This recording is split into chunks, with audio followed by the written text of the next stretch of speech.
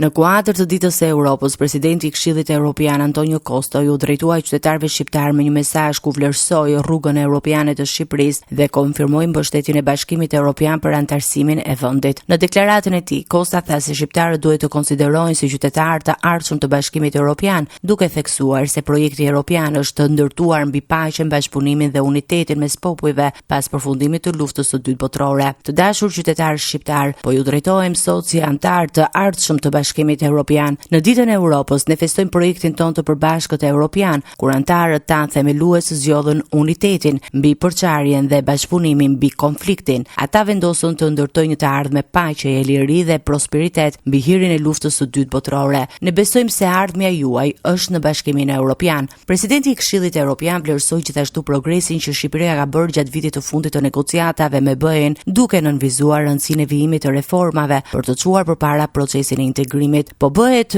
një punë shumë e madhe për të bërë këtë realitet. Shqipëria ka bërë një përparim të konsiderueshëm me negociata gjatë vitit kaluar. Ju inkurajoj të vazhdoni në vrudhjen e reformave. Së bashku do të ndërtojmë një të ardhme të përbashkët europiane rreth Europa. 9 maj është Dita e Europës, festa që shënon bashkimin e popujve europian dhe paqen mes tyre. Kjo datë lidhet me deklaratën historike të bërë nga ministri i jashtëm francez Robert Schuman me 9 maj 1950, që i hapi rrugë themelimit të Bashkimit Evropian. Ai propozoi që vendet europiane të bashkëpunojnë ekonomikisht dhe politikisht për të shmangur luftrat e ardhshme pas luftës së dytë botërore. Në shumë vende europiane 8 maj konsiderohet gjithashtu si dita e fitores në Europë, që shënon fundin e luftës së dytë botërore në kontinent në vitin 1945.